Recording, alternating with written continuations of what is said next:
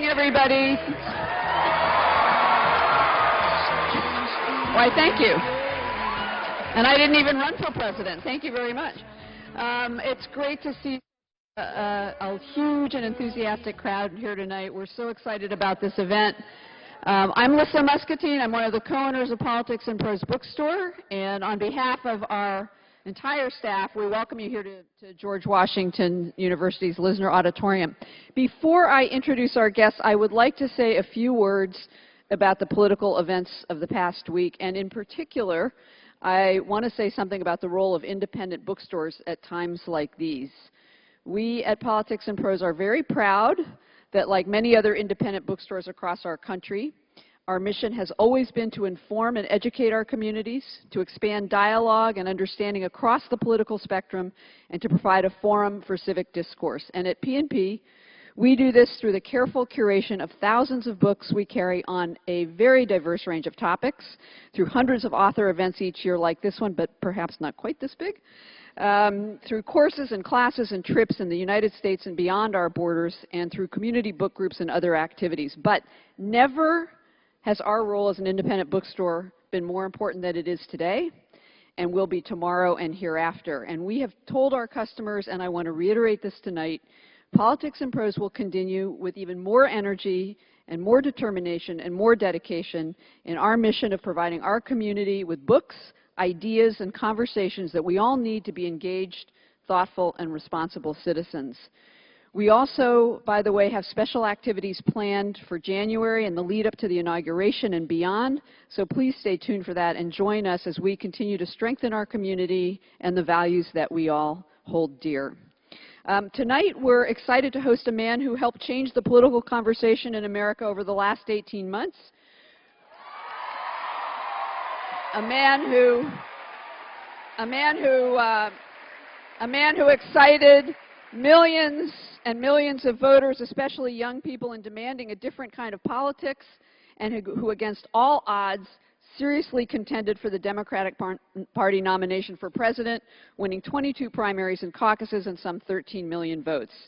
He's a former mayor, a former congressman, two-term U.S. senator from Vermont, a champion of progressives across our country, and today appointed to the Democratic Leadership Circle in the Senate.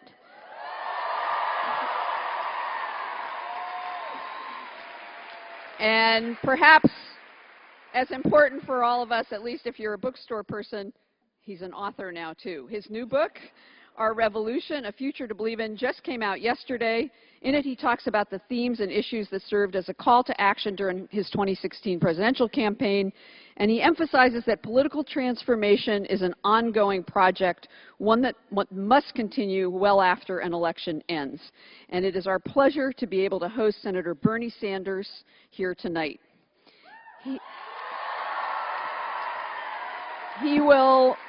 Senator Sanders will be out in a moment and will speak to all of you. And then he'll be in conversation after that with one of the leading political commentators and thinkers in America today, also a dear friend of ours, E.J. Dionne. You might run into him in the halls of the Brookings Institution, where he's a senior fellow. You read his brilliant syndicated column each week in the Washington Post and in 140 newspapers nationwide. You see him on MSNBC, you hear him on NPR, and maybe if you're a student at Georgetown, sorry to have to mention Georgetown here, but maybe if you're a student at Georgetown, you're in one of his classes on politics, and hopefully all of you have read his most recent book, the New York Times bestseller, Why the Right Went Wrong. In all of his roles as a commentator and public thinker, E.J. has been particularly eloquent and forceful in holding our politicians, our political parties, and our political system to account when they stray from our democratic values and liberties or fail to protect the most marginalized among us. It also turns out that he's quite prescient.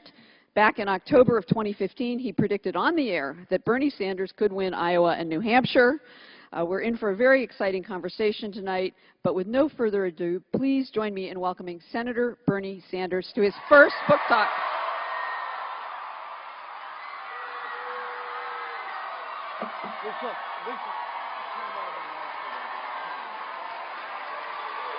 Okay.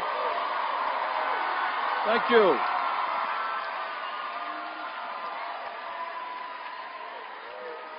Well, Thank you.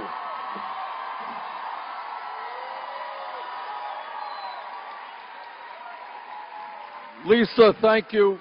Thank you very much, and let me thank all of you for coming out. I can't quite see you, but I understand there are a lot of people out there. So thank you very much for coming, and I look forward to chatting with EJ in a few moments. But before we do, I just wanted to say a few words about the election and where we are today. Because I know there are a lot of people who are frightened, a lot of people who are extremely unhappy, and I would not be telling you the truth if I didn't tell you that Tuesday night was a very, very depressing evening for me. But I want to maybe begin by telling you that as a result of having the privilege and the opportunity of running all over this country, going to 46 states during my campaign, I ended the campaign far, far more optimistic than when I began that campaign. And the reason for that is all over this country, I saw extraordinarily beautiful people, working people, young people who love this country and who are determined to do everything that they can to make the United States of America the kind of nation we know we can become.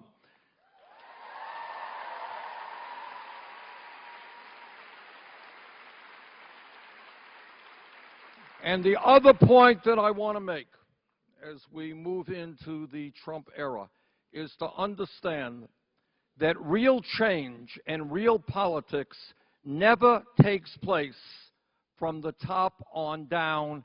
It always occurs from the bottom on up.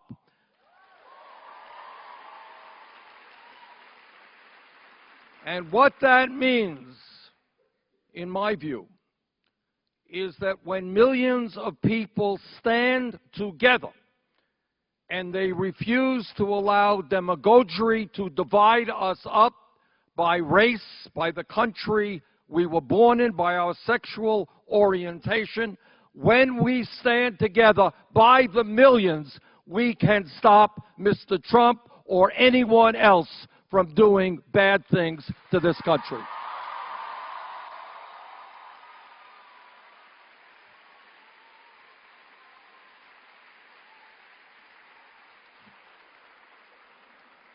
So as Lisa just mentioned, what I have always believed is that election days are very, very important days, to be sure. And elections are enormously important. But politics is not just about elections. If you think about our history as a nation and the profound changes that have taken place, what you understand is that change only takes place when millions of people look around them and they say that the status quo is not working and are prepared to fight for social, racial, economic, and environmental justice.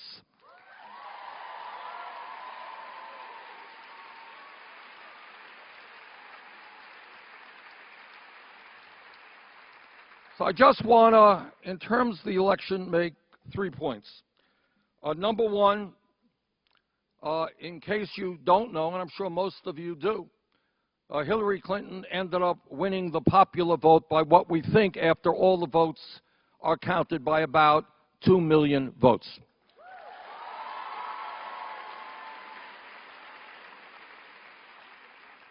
Number two, if you are a progressive, on issue after issue, whether it is raising the minimum wage to a living wage, whether it is pay equity for women, whether it is rebuilding our crumbling infrastructure and creating millions of decent-paying jobs, whether it is reforming a broken criminal justice system or a broken immigration system, whether it is making public colleges or universities tuition-free, whether it is demanding that the wealthy start paying their fair share of taxes. On all of those issues and more, the American people are on our side. Don't ever forget that.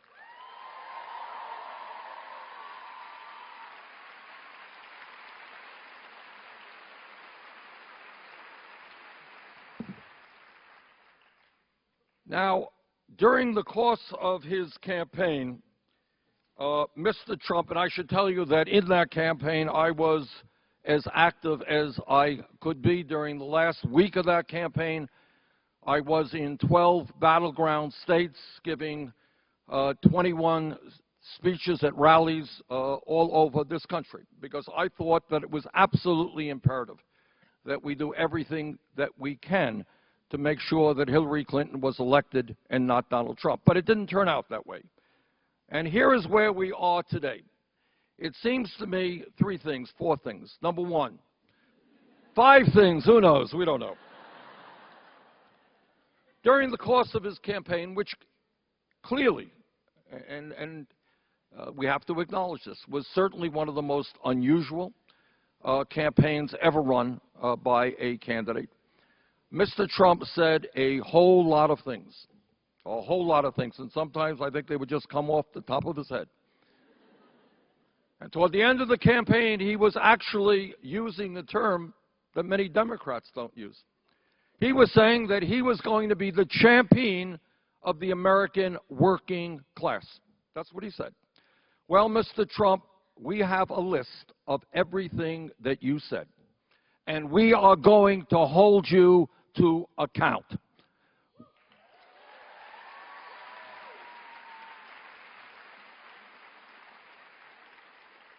And what I think Mr. Trump did, and this speaks to why I personally believe we need major reforms of the Democratic Party.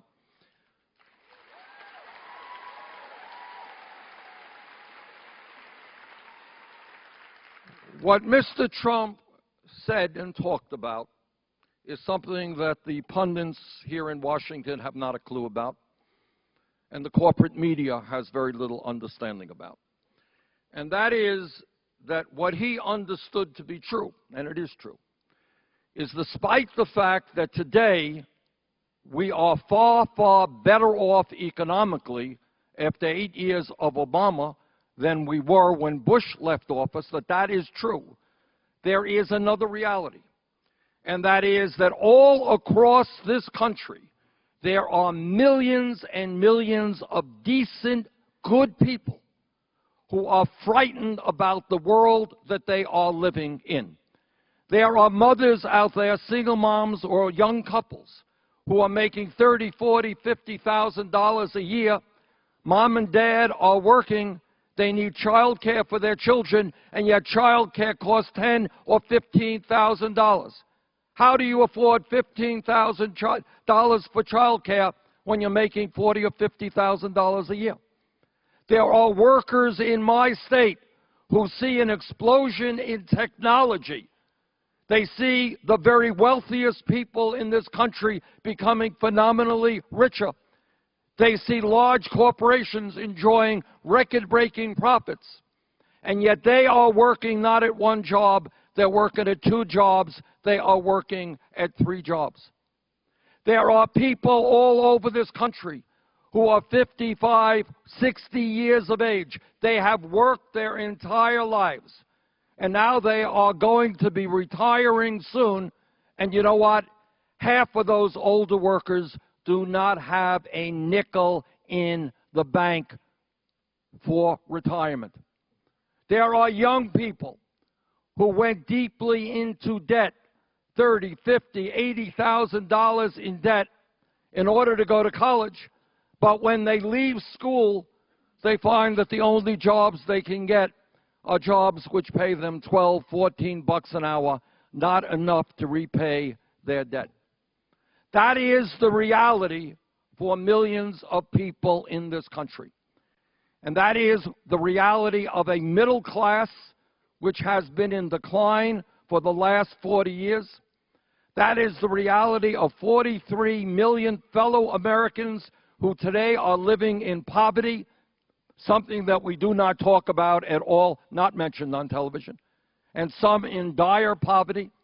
We are living in a nation which has a grotesque level of income and wealth inequality, in which the top 1/10 of 1% now owns almost as much wealth as the bottom 90%. And that is the reality that Mr. Trump perceived to be true. And he said, I hear you are hurting. And I hear and understand you're worried about the future for your kids. And I alone can do something about it. And people voted for him. Now, let me just tell you some of what Mr. Trump talked about. And we're going to hold him accountable. Mr. Trump said,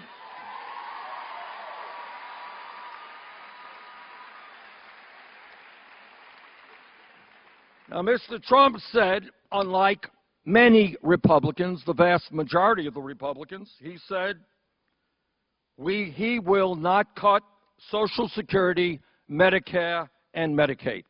Now, I believe we should expand Social Security. I believe in a Medicare for All program, but that is what he said. And pay attention to see what he now does. The question that will be resolved pretty quickly is whether or not everything that he was saying to the working families of this country was hypocrisy, was dishonest, or whether he was sincere. And we will find that out soon enough. But number one, no cuts, says Mr. Trump, to Social Security, Medicare, and Medicaid. Mr. Trump says he wants to invest $1 trillion in rebuilding our crumbling infrastructure. That is a good sum of money. That is exactly what we should be doing, and we can create millions of good-paying jobs if we do that. Mr. Trump, that's what you said on the campaign trail. That's what we look forward to seeing from you.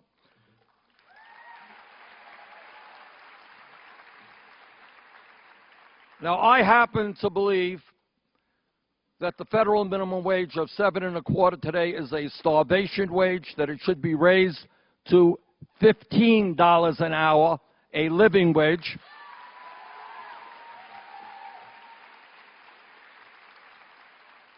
Mr. Trump did not say that, but what he did say is we should raise the minimum wage to $10 an hour. Not enough, but a start, and we will hold him to those words. Mr. Trump said that Wall Street, dangerous, doing bad things. He wants to reestablish Glass-Steagall legislation. I look forward to working with him.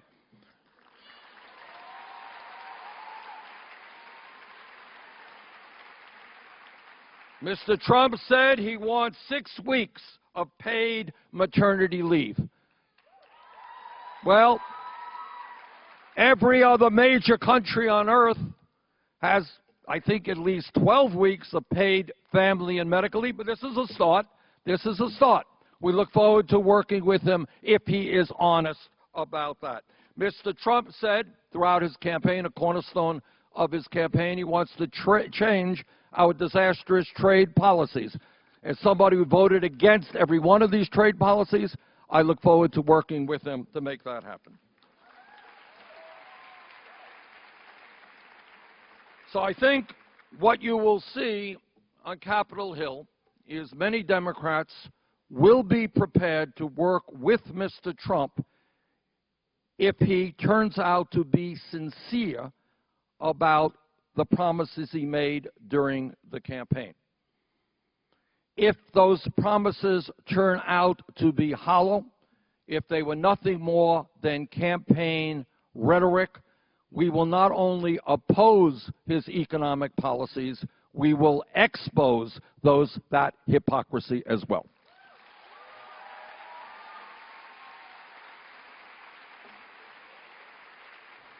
But there is an area where and I think I can speak for virtually every member of the Democratic caucus, will not be working with Mr. Trump. We will not be involved in the expansion of bigotry, of racism, sexism, homophobia.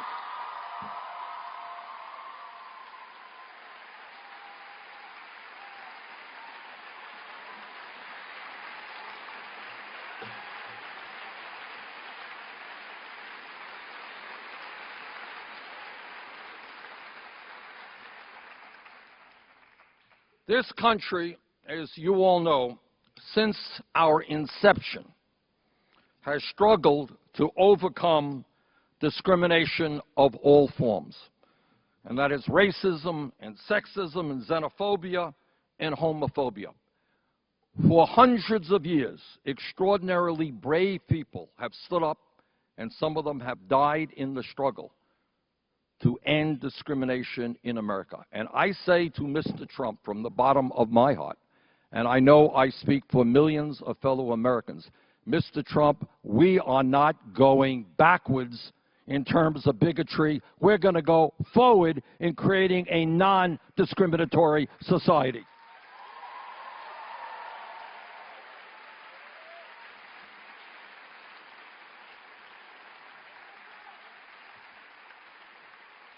And in that regard, I call upon Mr. Trump to rescind the appointment that he made of Mr. Bannon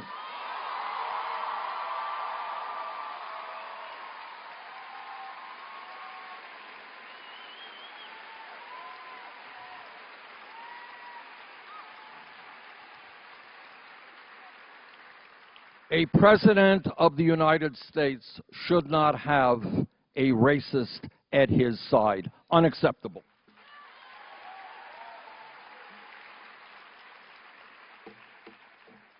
And there is another area which concerns me very much. And that is, despite virtually all of the scientific evidence, Mr. Trump, throughout his campaign, proclaimed that his view is that climate change is a hoax created, for whatever reason, in China. Couldn't quite figure that out. And I say to Mr. Trump, climate change is not a hoax. It is the great planetary crisis that we face. And that if we do not act boldly to transform our energy system away from fossil fuel to energy efficiency and sustainable energy, the planet that we will be leaving to our children and our grandchildren and our great-grandchildren will be far less healthy and habitable than the one that we have today.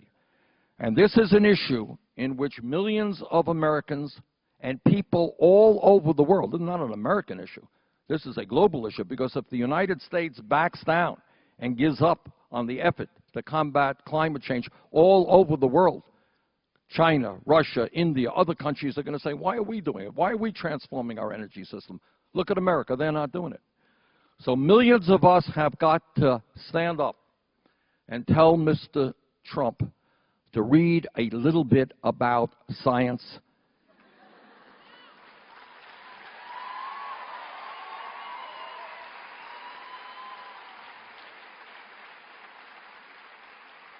To start listening to the scientific community and not the CEOs of the fossil fuel industry.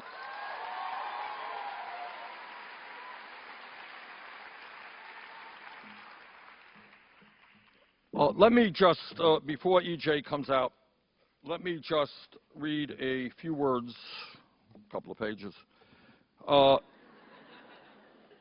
in order to get the discussion going from the very beginning, the introduction to the book. And this is what I wrote.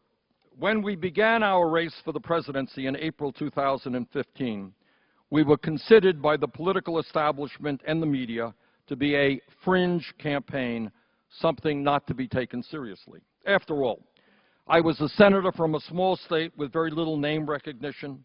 Our campaign had no money, no political organization, and we were taking on the entire Democratic Party establishment. And by the way, we were also running against the most powerful political operation in the country. The Clinton machine had won the presidency for Bill Clinton twice and almost won the Democratic presidential nomination for Hillary Clinton in 2008. When our campaign finally came to a close in July 2016, it turned out that the pundits had got it wrong, big time. We had made history and run one of the most consequential campaigns in the modern history of the country, a campaign that would, in a very profound way, change America. We received more than 13 million votes in primaries and caucuses throughout the country. We won 22 states, more than a few by landslide proportions. We won 1,846 pledged delegates to the Democratic Convention, 46% of the total. Importantly, in virtually every state, we won a strong majority of younger people, the future of America. We won large percentages of the vote from white, black, Latino, Asian American, and Native American youth. We set the agenda for the America of tomorrow. Thank you.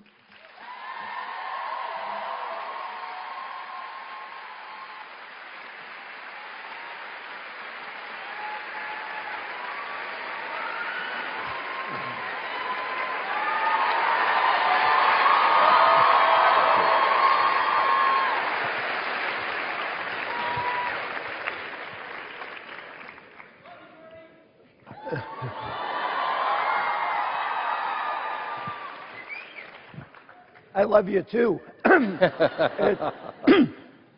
It's great to be here tonight. A real honor to be at GW and with Senator Sanders, and also at an event organized by Politics and Prose, which isn't just a bookstore, but a great institution in this city. It is, you might say, if you're in a Bernie Sanders crowd, a community organization. And what they do to organize public discussion and public debate is extraordinary, and I am just very happy to be here for that. But this is a grave and serious moment, and I'll get to this. Senator Sanders, in his book, has really nice things to say about the media, about its tendency to... He's kidding. Its tendency to focus on side issues.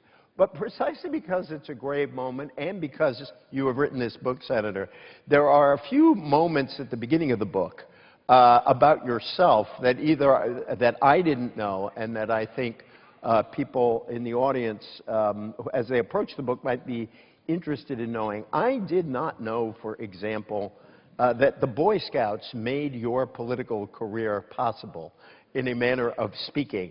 And I just love you. I want to ask just a couple of things about your early life. I want to ask a couple of things about your early life. The Boy Scout story is quite wonderful. For every student athlete, I want you to know that Bernie Sanders got cut from his high school basketball team. They were obviously influenced by the corporate media, that coach. But you went on to become a track star, a runner. I was curious, and with this you have in common with President Obama.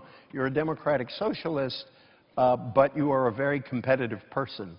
And I'd like you to talk about sort of those two experiences, and I have one other early life experience before we get to the other questions. And by the way, thank you all. I went through hundreds of questions back there. You've asked excellent questions. I've tried to lump some of them together in categories, and there are some I'll ask specifically. But the Boy Scouts, basketball, running, and sports. I grew up in Brooklyn, New York. Some of you have heard of Brooklyn. And I grew up in a lower middle class neighborhood. I lived in a rent-controlled apartment. Our family did not have a whole lot of money. And what I mentioned in the book, which I think had a profound impact on me, and this is one way the world has changed, not necessarily, I think, for the better. When we were kids, E.J., what we would do is we'd go out into the street or into the schoolyards, and we would play ball from morning to night. And we did it all ourselves. We didn't have any coaches. We didn't have any referees. We worked it all out. And it was, and as I think about it in retrospect, it turns out to have been a very democratic approach. Everybody knew. You couldn't bullshit anybody else. You knew if you were the best ball player or the third best. Everybody knew it. There was no argument about that. And we worked it out whether you were safe at second base or not, who brought the bat, who brought the ball, whether we were going to play football or punch ball or baseball. It was a means of young people without adult supervision working out things so that they can play actively and fairly, choose up their teams, decide who wins or loses. If we're playing basketball and it's a three-man game, My team beats your team quietly goes to the side, another team comes on, they beat me, we go off to the side. Everybody understood the rules. It was really interesting. It was very much a democratic approach to how we do things. Now, what happened is our family didn't have a lot of money, and in the summertime, my parents would send my brother and me, or him early, he was older, to Boy Scout camp, 10 Mile River Boy Scout camp in Narrowsburg, New York. And we went up there, and I said, my God, look at this. This is the country. There are stars in the night. Who knew that? And we slept in lean-tos, which were small structures without any doors. The mattresses that we have were literally hay put into sheets. It was a pretty primitive way of living, but I loved it. I really did. That was my first introduction to rural life and certainly influenced my decision early on to move to the state of Vermont. By the way, Senator Sanders still remembers, I quote the book, I ran the mile in 4:37, fast enough for third place in the New York City Indoor Mile Championship.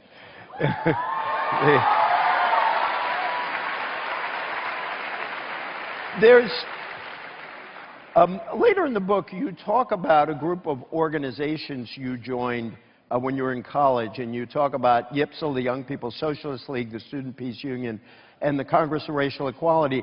In the book, you don't actually talk about why you joined the Young People's Socialist League.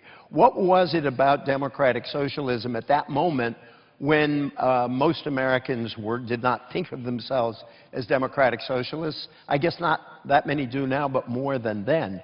What made you join YPSL? Well, you know, you're asking a very profound question of which I can't answer. That is, you're really asking, how do we turn out the way we turn out, and why do we become the people we become?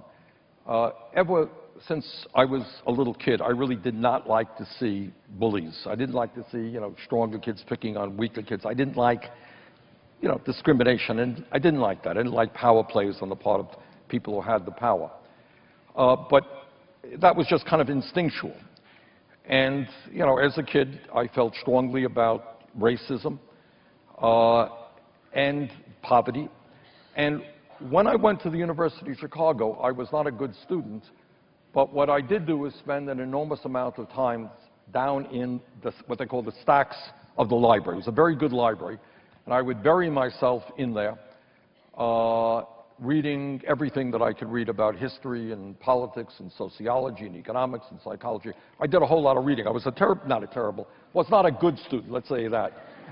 But I did a whole lot of reading. But what the Young People's Socialist League did to me, it helped me put two and two together in my mind. In other words, we don't like poverty, we don't like racism, we don't like war, we don't like exploitation. What do they all have in common? And people say, well, I'm against poverty, but why, for example, at a time when we are the wealthiest country in the history of the world, why do we have 43 million people living in poverty? Why do we have such an unfair distribution of wealth and income? What does wealth and power mean? How does it influence politics? Money always played a dominant role, a very important role in who gets elected. Now, as a result of Citizens United, it is far worse. Who decided that World War I would take place? Who even knows why we went to war in World War I? What was that about? Who makes these decisions? So what my studies tried to do is put two and two and two together. And that is why, I kind of evolved to an analysis which tries to explain to me what goes on in the world today and then. One other thing that I noticed in the book in personal terms is you come back to clothing a number of times. And one of the first crisis you faced when you were elected mayor of Burlington, and I quote, was purchasing clothing suitable to the mayor. At the time, I didn't own a suit, just one or two corduroy sports jackets and a few ties. It wasn't my intention to become the best-dressed mayor in America, or even to wear a tie all that often. I thought, however, that a little sprucing up wouldn't hurt. Overnight, my wardrobe doubled in size. Could You know, and I also said that's absolutely true, as the people of Burlington, Vermont will attest to. But what's also true is a few years ago I had the distinction of being named by some Inside the Beltway magazine here to be the worst dressed member of the United States Senate. And all... Thank you. And all I can say, if you think I am badly dressed now,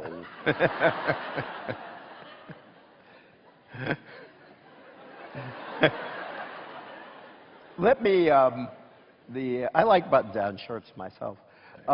Let me move to the political a little bit, and this will move us to the questions. When you talk in the book about thinking of running for president, you have some interesting things to say about Mrs. Clinton. On the one side, you talk about an experience you had with her explaining her health care program, and you write she knew that plan backward and forward. She also answered question flawlessly. 25 years later, this is when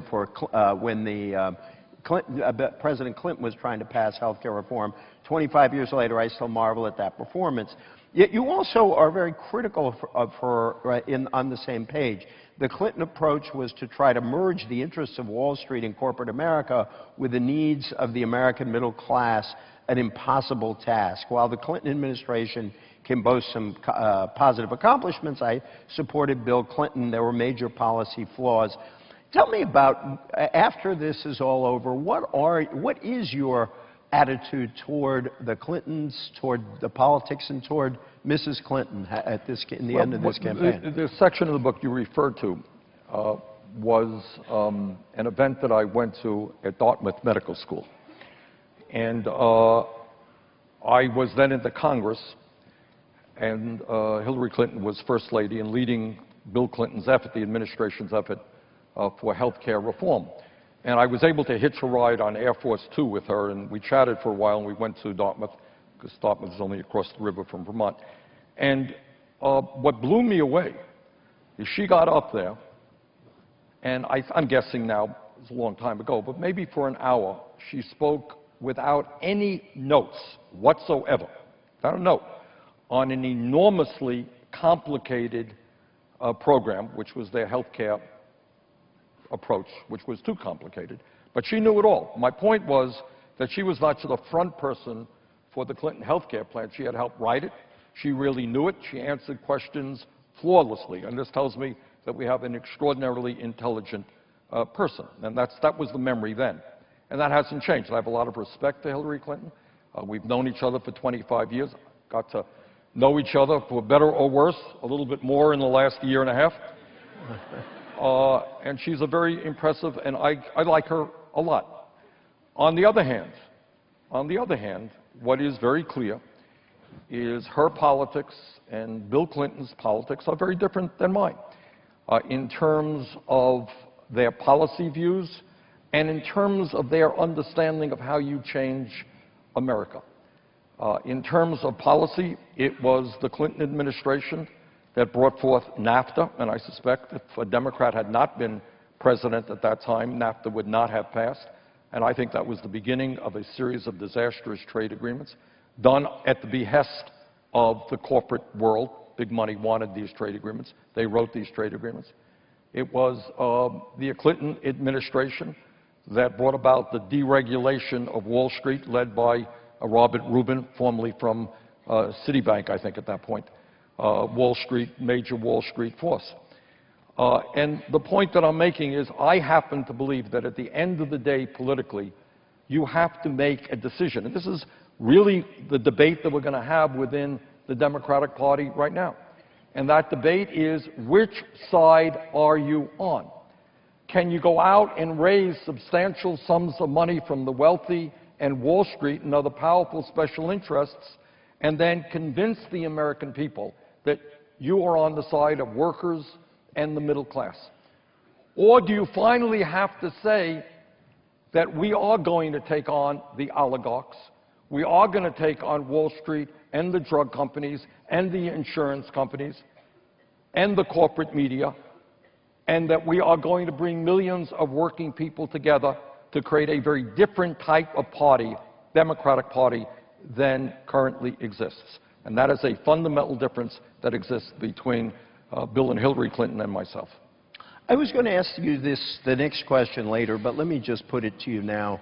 Well, looking through the hundreds of questions, there were a number of people in the audience who basically talked about how the Democratic Party had treated you unfairly, what were you going to do about that, what was going to happen to the party. And when some Clinton supporters, just people who knew I was doing this, they wanted me to ask you in a rather pointed way, do you think that what you did in the primaries hurt Hillary Clinton? I'm sure you saw it and didn't like it, the distinguished scholar Theda Skocpol's letter in the New York Times, where she talked about your told you so message that you're giving.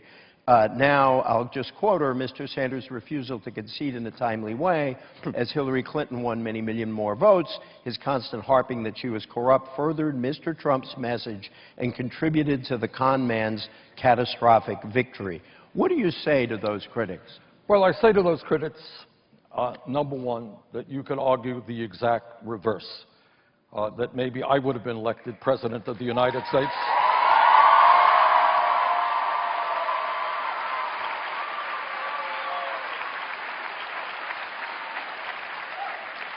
But the presumption behind that question is that I guess we should anoint candidates for president, that a serious debate or candidates competing against each other is somehow a bad thing for democracy. The truth is, E.J., my campaign brought millions of people into the political process, many of whom I suspect the overwhelming majority of whom ended up voting for Hillary Clinton. All right?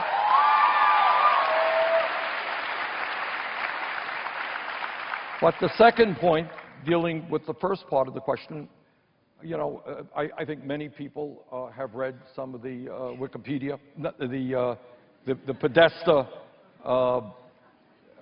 emails that were released. And, if you read those emails, I think you learn that, to say the very least, the DNC was not a neutral force in the campaign. That's to say the least.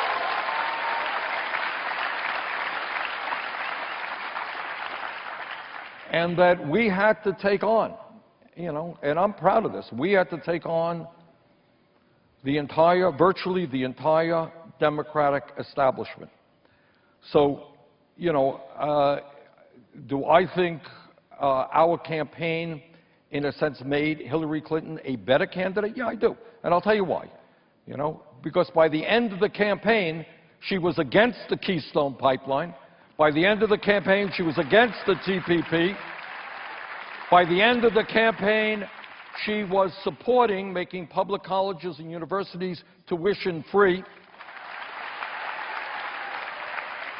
And I think those and other ideas that we incorporated into the Democratic platform, which is the most progressive party platform in the history of this country, I think all of that, in fact, made Hillary Clinton a stronger candidate.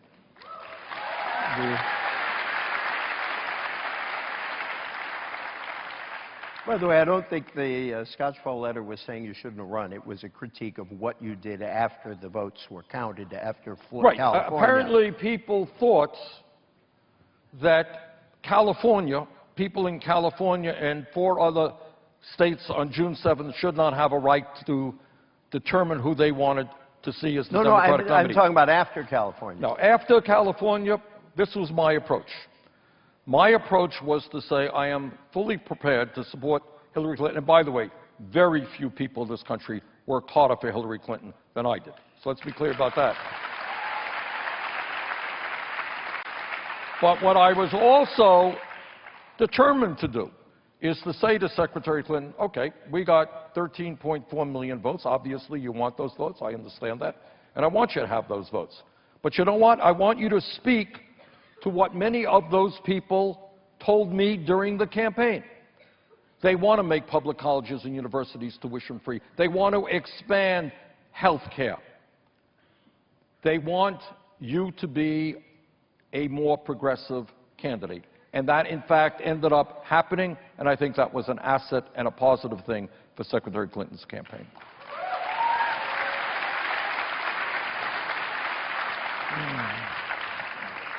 There were a number of questions about the media, and I will just read a paragraph from your book.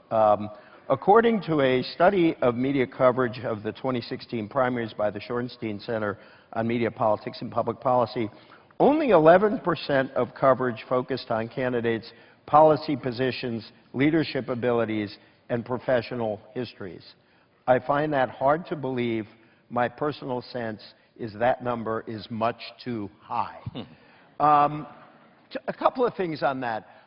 Talk about your critique of the corporate media, and how does that fit in with the fact that Donald Trump has been waging a campaign on the media as allegedly liberal and is clearly trying to discredit, if you will, factually oriented media. How does your critique fit with Trump's critique? Okay.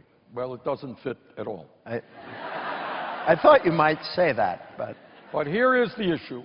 It is, in fact, I think the title of the chapter is "The Corporate Media, a Threat to Our Democracy." This is serious stuff, and it is all the more serious because you're not going to see it discussed on television. It's not going to be. And it's not going to be in most newspapers. But here's what you got. You have approximately 6 major media conglomerates, Time Warner, etc., who now control about 90% of the what we call media, which means that a handful of giant conglomerates exercise enormous power over what the American people see, hear, and read. And we have got to disabuse ourselves of the idea that NBC and CBS and CNN and Fox and all these guys, they're objective. They're kind of referees. They're going to give both sides of the story. The function of corporate media, and I hope I don't shock anybody, is to make money. That is their job. They are a business. They make money. And in fact, somebody like a Donald Trump, and E.J., correct me if I'm wrong, I'm sure you're familiar with this, I think the head of CBS and CNN both said Trump was great for them. He was outrageous. He said outrageous things. Their ratings went up. Put them on again. Every time you turn on the television, there's Donald Trump saying something outrageous, attacking somebody. Great TV. Now, we had the misfortune of not being a campaign which believed that we should viciously attack our opponent. Okay? And I try to run as positive a campaign as I could. And I also believe that a campaign and what democracy is about is taking a hard look at the real issues facing the country and offering solutions to those problems. Problem is, I could not do that in 3 seconds. And problem is, that is not what media is interested in, getting back to what E.J. just read. And what he read is that study after study tells us most of television coverage is attacks, all right? And that works very well for television. How much discussion, and this blew me away, and this is in the book. I quoted some guy who did a study. And this is what the study said.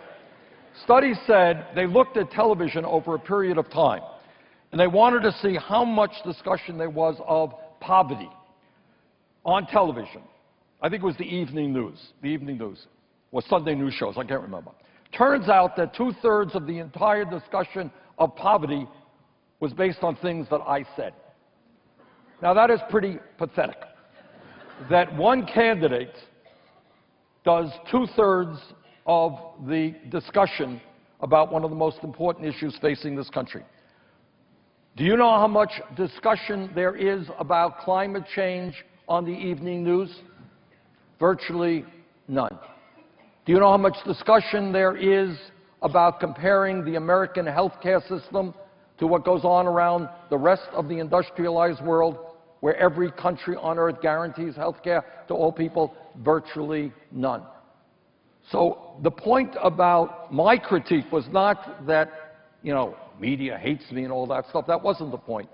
The point was that in a democracy, we need serious discussion about serious issues, and that is not what the corporate media is giving us.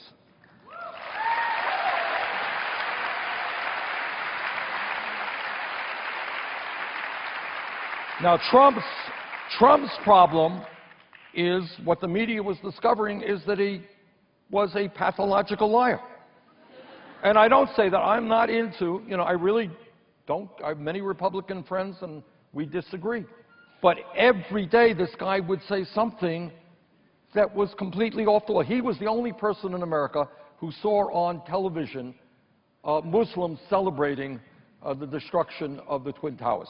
Nobody else in America saw that on television except Donald Trump. And he was absolutely convinced that he saw that. And on it goes. And the media had a hard time because they were trying to say, well, that's not quite true, and he would take offense to that. That's a very different critique than my feelings. I'm looking for a question that someone asked to follow up on that, which was something like, what in the heck happened?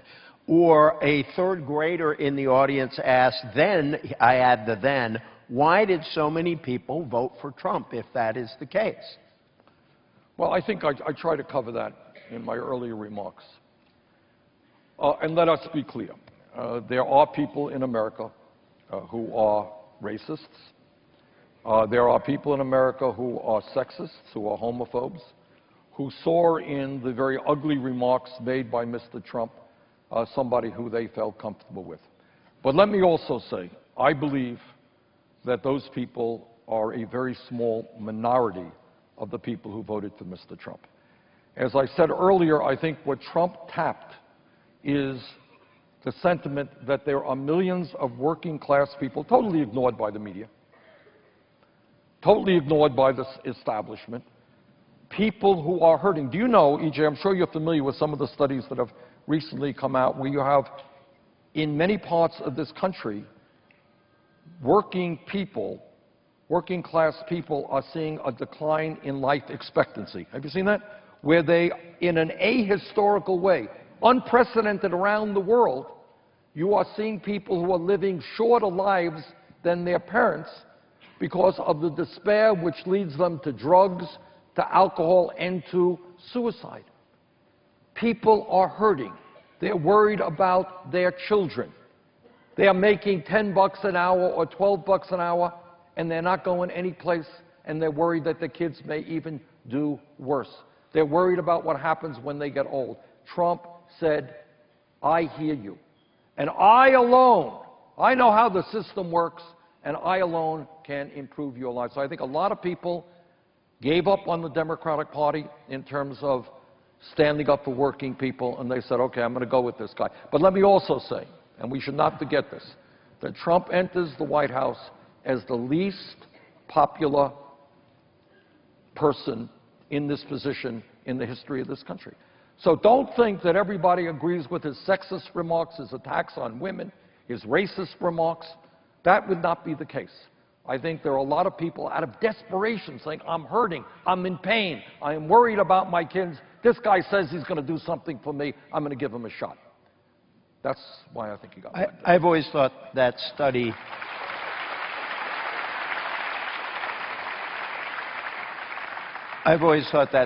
explained a lot about this election, and its authors referred to them as despair deaths in the working class. I want to lump three ideas together. First, I have to give a shout-out, and forgive me if I get your name wrong, to Megan Fong-McKin.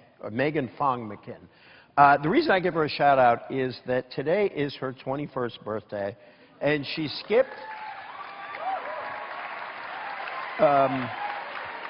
and she skipped a happy hour where she could have had her first legal drink. And she asked a question. I'll just read the way she put it because I thought it was a lovely question. And I want to link it to several others. She said, there are so many people who say young people are only activists because they are millennials who are idealistic and think it's cool. How did you combat this when you were 21? What advice would you give to us? Then there were a whole stream of questions about what do we do now about the election of Donald Trump. And so to those two, I want to append my own, which is, in your remarks tonight, you talked about how you look forward to working with Trump on a whole series of issues. Then you criticized him for naming Steve Bannon. You criticized his racism. There is, as you know, a very strong fear in the progressive community of normalizing Trump at all, a real fear of an authoritarian streak. Masha Gessen, a really courageous Russian dissident, wrote a very powerful piece last week about autocracy and how autocrats very slowly make us think that the abnormal is normal, and before you know it, your rights are gone. Harry Reid has been very vocal in saying it's Trump who has to win our confidence. We don't owe it to him. How does the working with him fit with the need to resist normalizing this? And then to go back, what do you tell Megyn and all the people out there who asked, what do we do? Let me start off with Megyn and say that, as I try to suggest early on, that every person out here is enormously powerful if you are prepared to use your power. And that in a democracy, we are strong when people stand up and fight back. And we are weak when we do not do that.